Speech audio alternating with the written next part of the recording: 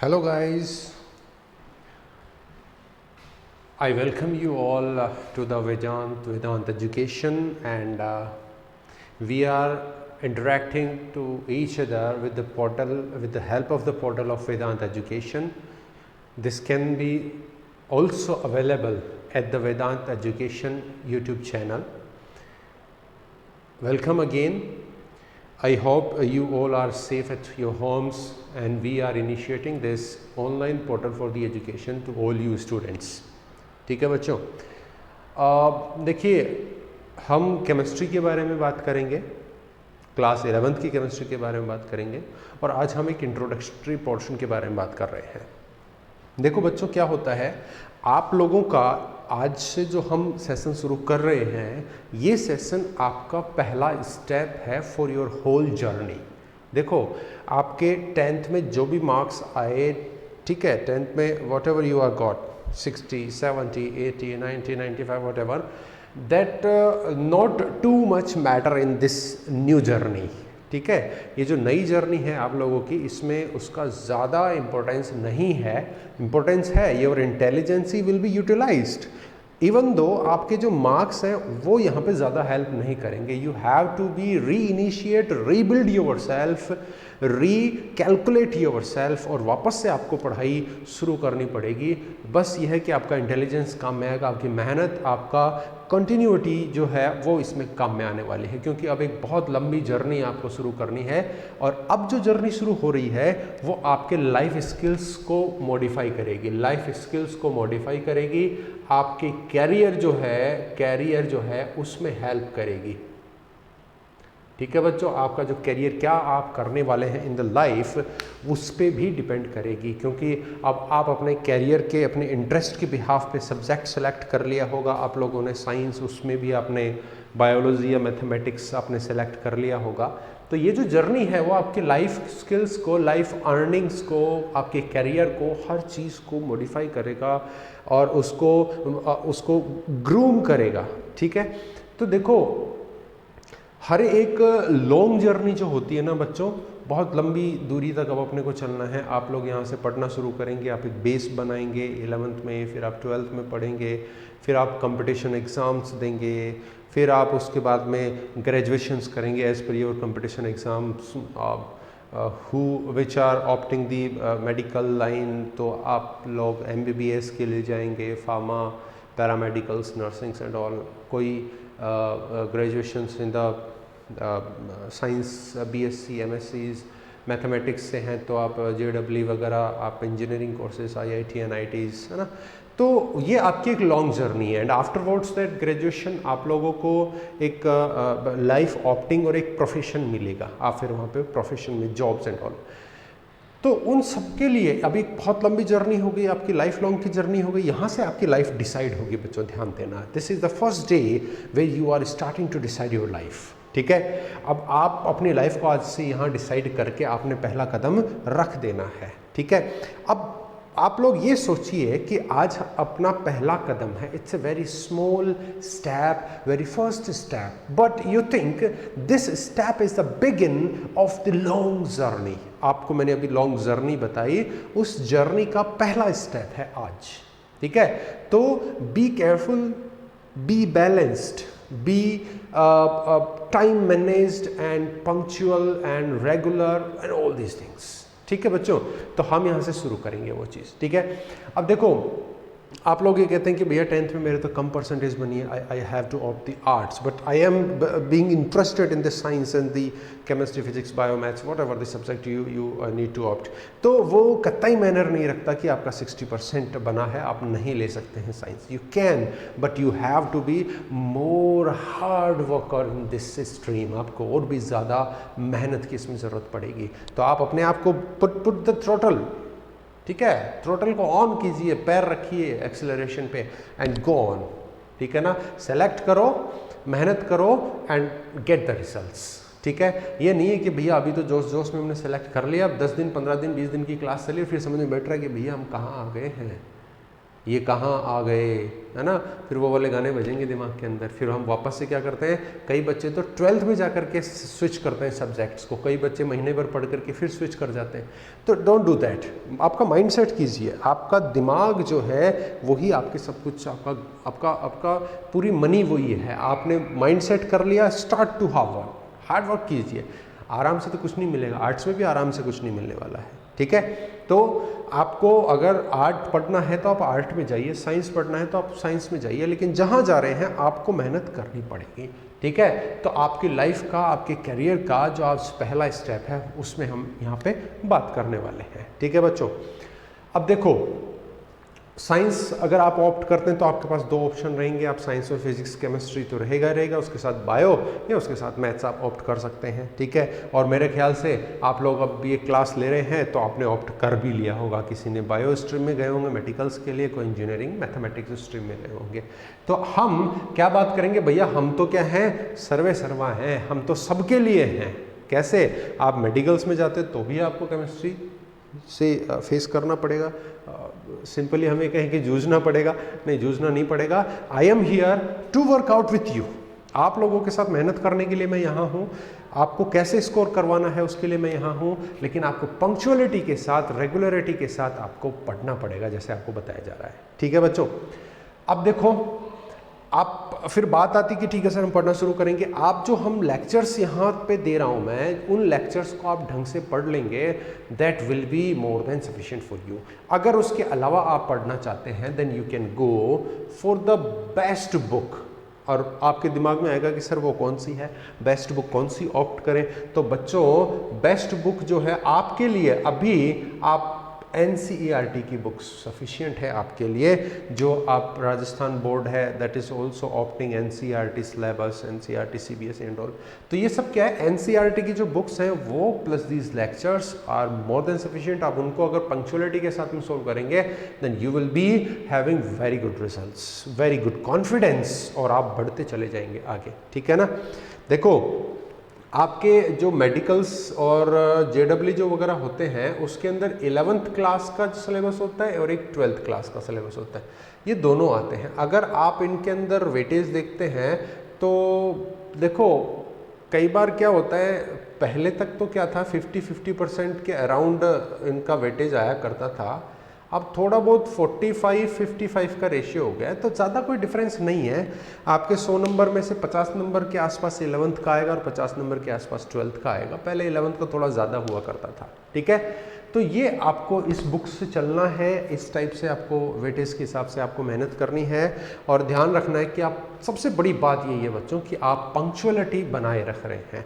आप एक बात बताइए, आप एक वीक खाना मत खाइए, और दिन की अगर आप 4 रोटी खाते हैं तो वीक की 7 चौक 28 चपातीज होती हैं। Can you eat all those 28 chapatis in a single day? No, नहीं हो सकता है। आप एक वीक का जो खाना है वो एक दिन में नहीं खा सकते हैं, आपको डेली थोड़ा थोड़ा खाना पड़ेगा। तो आप एक वीक की पढ़ाई आप डेली ही कर सकते हैं, एक दिन में नहीं कर सकते। पूरे वीक की पढ़ाई डेली आपको करनी पड़ेगी। That is the way, that is the formula to be succeeded, ठीक है। तो आप पंक्चुअलिटी के साथ में पढ़ते जाइए और ये सब चीज़ें आपकी सॉल्व आउट होती चली जाएंगी, ठीक है। तो अब अपन शुरू करते हैं introduction with the subject chemistry. मी भगवान साई शर्मा, और मैं आपको केमिस्ट्री यहाँ पे लूँगा, आज चाहे हिंदी मीडियम स्ट्रीम से हैं चाहे इंग्लिश मीडियम स्ट्रीम से हैं। और कुछ जो शुरुआती लेक्चर्स हैं as per introduction and some kind of the basics of the chemistry will be taken in the both mediums in the single lecture, ठीक है। इसी लेक्चर में हिंदी मीडियम और इंग्लिश मीडियम दोनों मीडियम्स के लिए हम यहाँ पे कवर अप करेंगे, तो डोंट वरी अबाउट दैट। और फिर उसके बाद में थोड़े दिन बाद में 1-2 लेक्चर्स के बाद में हम क्या करेंगे, वो सेपरेट आउट कर देंगे। इंग्लिश मीडियम का अलग लेक्चर रहेगा, हिंदी मीडियम का अलग लेक्चर रहेगा, ठीक है बच्चों। So are you ready to study with me? ठीक है, आपको कैसे तैयार करवाना है वो मेरी जिम्मेदारी है, जो बताया जाता है वो पढ़ना आपकी जिम्मेदारी है, ठीक है। चलिए, तो अब अपन क्या करते हैं, केमिस्ट्री का इंट्रोडक्टरी पार्ट आज शुरू करते हैं। वो बेसिक्स शुरू करते हैं जो अपने को अक्सर ज़रूरत पड़ने वाली है, जो इसका इंट्रोडक्शन है उसकी अपन बात करते हैं, ठीक है बच्चों। चलिए, नाउ वी आर रेडी। देखिए, इंट्रोडक्शन का मतलब हम ये कहें कि भैया ये केमिस्ट्री है क्या चीज़ और कित्थे कित्थे काम में आती है। ठीक है, आप अपने सराउंडिंग्स में, अपने चारों तरफ कुछ भी देखिए, you will find everywhere chemistry. ठीक है, आप अगर सुबह उठने से शुरू करते हैं, उठे आपने, wake up, you got wake up from the bed, उठे आपने, ब्रश किया, पानी पिया, नहाया, ठीक है, water you are being using, paste जो है वो आप यूज़ कर रहे हैं, और आप नहा रहे हैं तो शैम्पू या सोप जो है आप वो यूज़ कर रहे हैं, ठीक है ना। Chemistry is there, everywhere is chemistry. आप क्लोथ्स यूज कर रहे हैं, उसके बाद आप नहा धो करके कपड़े पहन रहे हैं, तो कपड़ों में भी क्या है, केमिस्ट्री। द फाइबर्स, फाइबर जो है ना बच्चों, वहाँ के जो रेसे हैं, वो रेसे किससे बने हुए हैं, केमिकल से बने हुए हैं। एंड केमिकल मतलब केमिस्ट्री, उसी की बात हम कर रहे हैं। पानी है वो H2O, ठीक है, आप पेस्ट कर रहे हैं, उसमें कैल्शियम कार्बोनेट वगैरह होता है ना, है ना। शैम्पू है, उसमें क्या होता है, शॉप में क्या होता है, सोडियम के एसिटेट्स हो सकते हैं, CH3COO, है ना।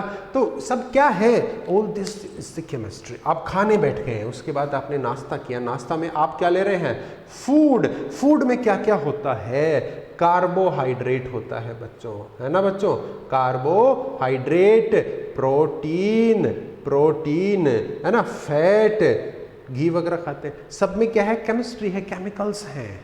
ठीक है, तो वो सब चीजें जो आपके चारों तरफ हो रही है, सुबह उठने से लेकर के वापस सोने तक, you will see the chemistry. अगर आप उसमें गौर करके देखेंगे तो फिर उसमें फिजिक्स भी आ जाएगी, मैथमेटिक्स नहीं आने वाली है। Bio, chemistry, physics, all these are surround you, आपको घेरे हुए हैं वो सब चीज़ें। ठीक है, उसके बाद आप क्या करेंगे, घर से निकलेंगे, गाड़ी में बैठेंगे तो फ्यूल जल रहा है बच्चों, फ्यूल जल रहा है गाड़ी में, डीजल जल रहा है, डीजल के केमिकल फार्मूला है, केमिस्ट्री है, उससे आप स्कूल पहुँच रहे हैं। और मतलब जो कुछ भी आप कर रहे हैं, चारों तरफ ताम झाम केमिस्ट्री से आप घिरे हुए हैं। तो बच्चों डरना नहीं है, केमिस्ट्री से खेलना है। इंटरेस्ट, अगर आपको इंटरेस्ट है किसी चीज़ में, आप इंटरेस्ट लेकर के कोई चीज़ कर रहे हैं, then you will be sure succeeded, आप जरूर उसमें सफल होंगे। और आपने अगर टाइम पास के तौर पे लिया है, then you can't be succeeded. ठीक है, चलिए अब अपन बात करते हैं chemistry, what it is. Chemistry होती क्या है बच्चों, ध्यान देना, I am talking about its definition. आपको अगर केमिस्ट्री की डेफिनेशन पूछता है तो होती क्या है, देखिए, it is the study of matter. अरे बच्चों, बहुत ही सिंपल शब्दों में मैं बोल रहा हूं कि केमिस्ट्री है क्या चीज। केमिस्ट्री एक सब्जेक्ट है, एक आपकी स्टडी करने का एक तरीका है, लेकिन किसकी स्टडी बच्चों, एक हम बात कर रहे हैं मैटर की स्टडी। तो केमिस्ट्री क्या है, it is the study of matter. ये किसकी, पदार्थ, इसको क्या कहते हैं बच्चों, पदार्थ बोलते हैं। तो पदार्थ का अध्ययन, पदार्थ का अध्ययन, इसी को हम क्या बोल रहे हैं बच्चों, रसायन विज्ञान कहते हैं, विज्ञान कहते हैं।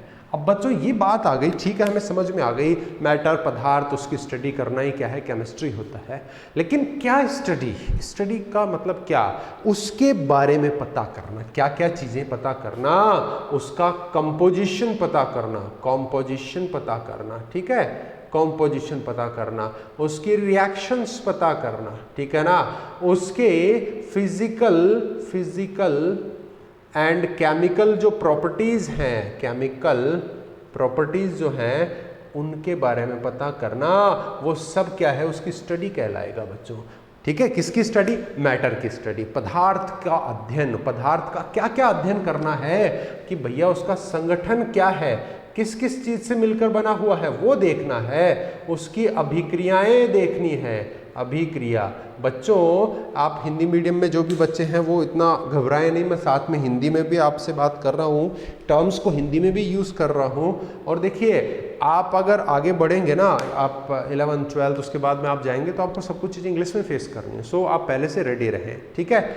उसकी फिजिकल प्रॉपर्टीज़ जो है, केमिकल प्रॉपर्टीज़ है, मतलब उसके गुणधर्म प्रॉपर्टीज़ को क्या बोलते हैं, गुणधर्म बोलते हैं। तो किसी पदार्थ के संगठन, अभिक्रिया, गुणधर्म आदि का अध्ययन ही क्या कहलाता है, केमिस्ट्री, रसायन विज्ञान कहलाता है। The study of the composition, reaction and physical chemical properties of matter. बोलिए बात समझ में आती है कि नहीं आती है? ठीक है ना। तो मैटर की ये सब चीज़ों की स्टडी करते हैं, उसी को हम केमिस्ट्री कहते हैं। बस सब कुछ आ जाएगा उसमें। जैसे जैसे हम वाटर की बात करें रे बच्चों, वाटर की बात करते हैं, सबसे पहले इसके कंपोजिशन संगठन की बात करेंगे। हम बोलेंगे कि इसमें 2 तो हाइड्रोजन के एटम है और एक क्या है, ऑक्सीजन का एटम है। ये है इसका कंपोजिशन संगठन है। इसके रिएक्शंस, मतलब वाटर को आप सोडियम से रिएक्शन करा दो तो क्या हो जाएगा, NaOH वगैरह बन जाएंगे। ठीक है, अगर आप वाटर को रिएक्ट करवा देते हैं CO2 से तो H2CO3 बन जाएगा। दिस इज द रिएक्शन, कि किसी दूसरे पदार्थ से ये रिएक्शन कैसे करता है आपस में।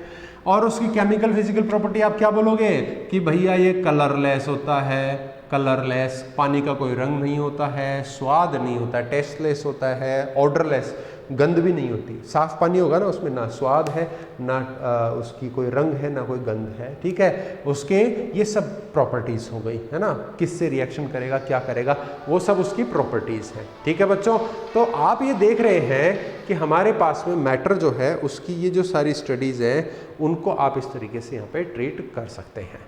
ठीक है, क्या समझ में आएगा? केमिस्ट्री क्या है वो आपको समझ में आ जानी चाहिए। ठीक है, चलो अब अपन आगे बढ़ते हैं। अच्छा, आगे बढ़ने से पहले एक चीज़ की बात करते हैं। ये जो है ना शब्द मैटर, पदार्थ, इसके बारे में बात करता हूँ मैं बच्चों। आप लोग ये सोच रहे होंगे भैया पदार्थ क्या है, ये मैटर क्या है जिसके बारे में आप बात कर रहे हैं, जिसकी स्टडी की आप बात कर रहे हैं, ये एग्जैक्टली है क्या चीज़? अरे कौन सी चिड़िया का नाम है ये? अरे कोई चिड़िया का नाम नहीं है बच्चों, प्यारे बच्चों। मैटर और पदार्थ होता क्या है यूनिवर्स में? आपने पढ़ा है यूनिवर्स, तो 10th तक आप पदार्थ आप 9-10 में पढ़ के आए हैं। यूनिवर्स में, ब्रह्मांड में, हमारे चारों तरफ ऐसी कोई भी चीज़ जिसमें कुछ ना कुछ द्रव्यमान है और वो कोई ना कोई जगह घेरती है। ध्यान देना बात पे, ठीक है। उसका कुछ ना कुछ तो द्रव्यमान होना चाहिए और कुछ ना कुछ उसको जगह घेरना चाहिए। उसी को हम क्या बोलते हैं? उसी को हम पदार्थ बोलते हैं। मैटर, मैटर क्या है? एनीथिंग, कोई भी, which occupies the space and have some mass. समझ में आ रही है क्या बात आपको? देखो मैं लिखता हूं, anything which occupies the space and have some mass is matter। उसी को हम क्या बोलते हैं बच्चों? मैटर बोलते हैं। जो कोई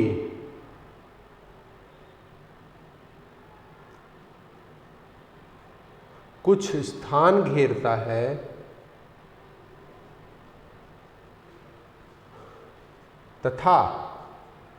तथा उसमें कुछ न कुछ या कुछ भार, द्रव्यमान होता है, वह क्या है? पदार्थ है। ठीक है बच्चों, तो मैटर क्या हुआ, पदार्थ क्या हुआ?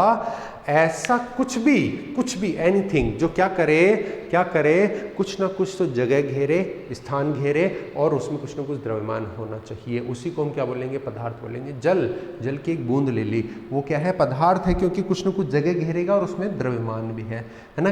पंख ले लिया कबूतर का, बहुत हल्का होता है ना बच्चों, बोलोगे उसमें तो क्या वजन है? कुछ नहीं है, लेकिन वजन तो बहुत छोटा सा भी आप नाप सकते हो। और भैया इलेक्ट्रॉन का वजन भी नाप लेते हैं, है ना, इलेक्ट्रॉन का वजन भी नाप लेते हैं। तो पंख तो बहुत बड़ी चीज है, इलेक्ट्रॉन का तो कई लाख गुना है ना। तो वजन पदार्थ का नापा जा सकता है, चाहे वो कितना ही कम क्यों ना हो। तो द्रव्यमान उसका कुछ ना कुछ होना चाहिए और कुछ ना कुछ जगह घेरना चाहिए, उसी को हम पदार्थ कहते हैं। कुछ भी ले लो अब, दूध, दही, पत्थर, लकड़ी, लोहा, है ना, कुछ भी, एनीथिंग, वो सब पदार्थ हैं, गैस वगैरह सब। और इंग्लिश में हम क्या बोलेंगे इसको? Which occupies the space and have some mass, जिसमें कुछ ना कुछ मास है और वो स्पेस को ऑक्यूपाई करता है, उसी को हम क्या कहते हैं? मैटर कहते हैं। बोलो बच्चों, समझ में आया क्या? ये हो गया आपका केमिस्ट्री और मैटर। ठीक है क्या? Are you getting the point? और बच्चों आप इसमें से नोट्स बनाते हुए चलना, जो मैं चीज़ें लिख रहा हूँ। कैसे बनाओगे? आप वीडियो को पॉज कर लो, पॉज बटन है, पॉज कर लो, इस बोर्ड भर गया, पॉज कर लो, लिख लिया उसमें से, है ना, या तो साथ ही साथ लिख लिया, या फिर आप क्या कर लें, नहीं लिख पाए तो उसको वापस से चला लो, पीछे कर लो उस वीडियो को और फिर से आप नोट्स बना सकते हैं। समझ में आ रही है बात? चलो अब इस केमिस्ट्री की हम कुछ ब्रांचेस की बात करते हैं कि भैया अभी 11th में तो आप क्या करेंगे, एक ही बुक के अंदर 14 चैप्टर्स आपके आएंगे और उसके अंदर आप क्या पढ़ेंगे, सभी केमिस्ट्री की जो ब्रांचेस है ना उनको आप उसी के अंदर पढ़ लेंगे, ठीक है, उसी बुक के अंदर पढ़ लेंगे। लेकिन जैसे जैसे आप क्या करेंगे, सीनियर क्लासेस में जाते जाएंगे, आप ग्रेजुएशन वगैरह में जाएंगे, तो वो ही केमिस्ट्री क्या होगी, अलग अलग पार्ट्स में टूटती जाएंगी और यहाँ पे जो एक बुक है वो अलग अलग पार्ट्स में बट जाएंगी और वहाँ पे फिर धीरे धीरे वो जो पार्ट्स है ना उनके जो टॉपिक हैं वो अलग अलग सब्जेक्टों में बढ़ते हुए चले जाएंगे। तो देखो केमिस्ट्री को हम क्या कर सकते हैं, 3 पार्ट्स में डिवाइड कर देते हैं, ठीक है। एक होती है ऑर्गेनिक,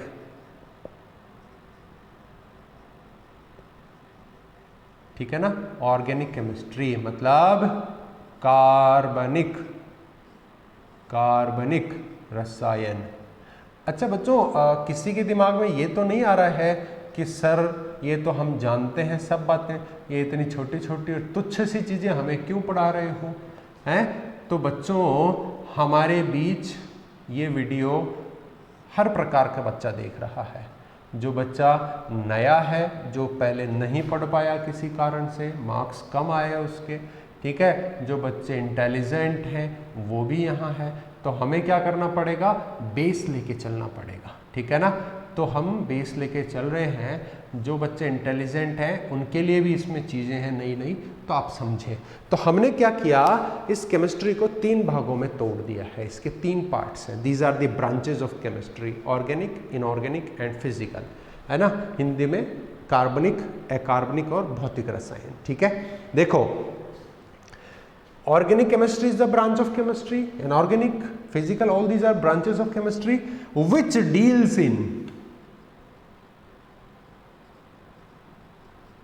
deals in compounds, या मैं लिखूं which deals in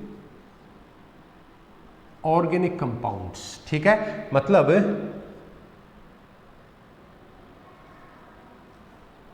देखिए वह शाखा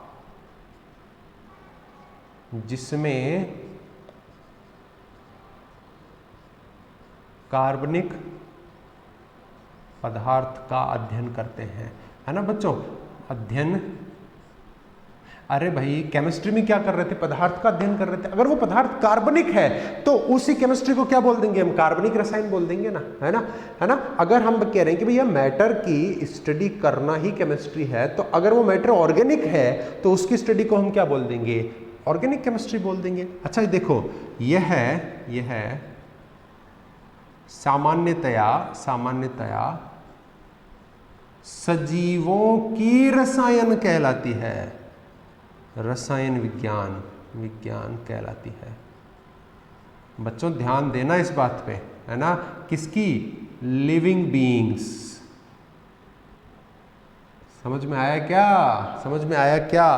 क्योंकि बच्चों आप देखेंगे, आप समझेंगे धीरे धीरे, आप जैसे जैसे आगे बढ़ते जाएंगे इसमें वैसे वैसे आपको समझ में आता जाएगा कि जैसे भी आप ऑर्गेनिक कंपाउंड्स की स्टडी करना चाहते हैं ऑर्गेनिक केमिस्ट्री में, तो जनरली जो भी एक कंपाउंड आप ऑर्गेनिक उठाएंगे वो किससे रिलेटेड होगा, सजीवों से, लिविंग बीइंग से रिलेटेड होगा, इसलिए इनको लिविंग बीइंग्स की केमिस्ट्री भी कहते हैं, ठीक है। अब देखो अगर ऑर्गेनिक के अंदर कार्बन वाले ऑर्गेनिक कंपाउंड थे तो इनऑर्गेनिक में क्या आ जाएंगे, ये क्या करता है, डील्स इन इनऑर्गेनिक कंपाउंड, है ना, वो branch, the branch of chemistry which deals in the inorganic compounds only is inorganic chemistry, ठीक है। अकार्बनिक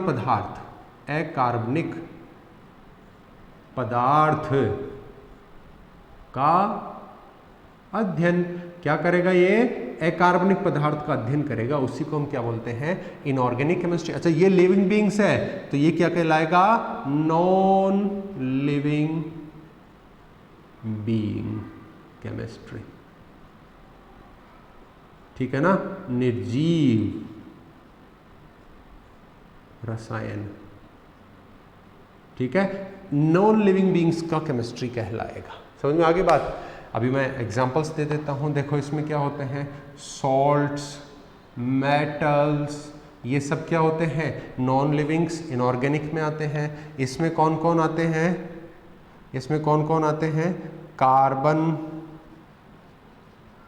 एंड कार्बन कंटेनिंग कंपाउंड्स। ठीक है, अभी मैं इस पे ऑर्गेनिक कंपाउंड और इनऑर्गेनिक कंपाउंड पे मैं फिर से बात करूंगा, ठीक है ना। चलो यहां देखो, ये देखना, chemistry in which the language is explained with physics concept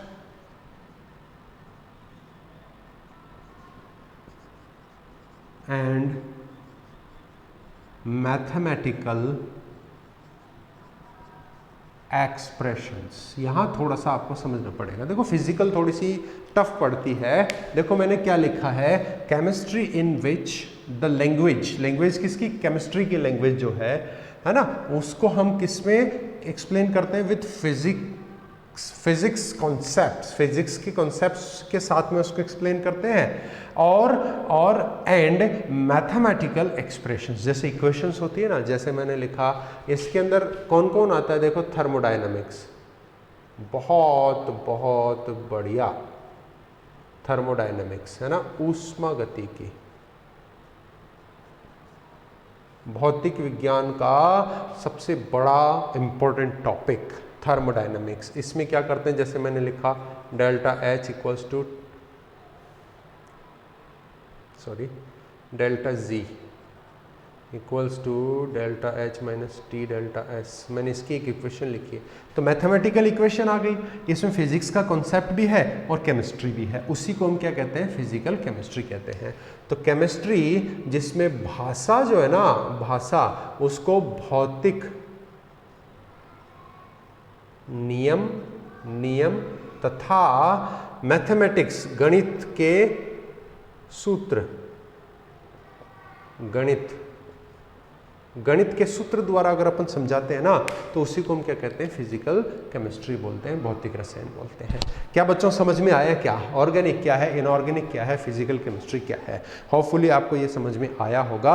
अब अपन आगे इसमें बढ़ते हैं। तो अगर अपन बात करें कि भैया ये आपने ऑर्गेनिक कंपाउंड आप बोल रहे हैं, ये क्या बात है, ये क्या है? तो ऑर्गेनिक कंपाउंड, देखो बच्चों आपने जनरली अभी तक पढ़ा होगा कि कार्बन कंटेनिंग जो भी कंपाउंड है वो ऑर्गेनिक कहलाएगा, ऑर्गेनिक कंपाउंड है ना। कार्बनिक यौगिक क्या होता है? कंपाउंड विच हैव कार्बन, देखो बच्चों ये लो, आर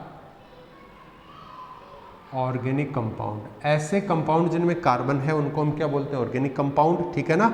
मतलब क्या हुआ? कार्बनिक यौगिक क्या है? ये क्या हो गया? कार्बनिक यौगिक, ठीक है। यौगिक जिसमें कार्बन उपस्थित है, कार्बनिक यौगिक होगा, उसी को हम क्या बोलते हैं? कार्बनिक यौगिक। अब बच्चों ध्यान देना, एक्सेप्शन,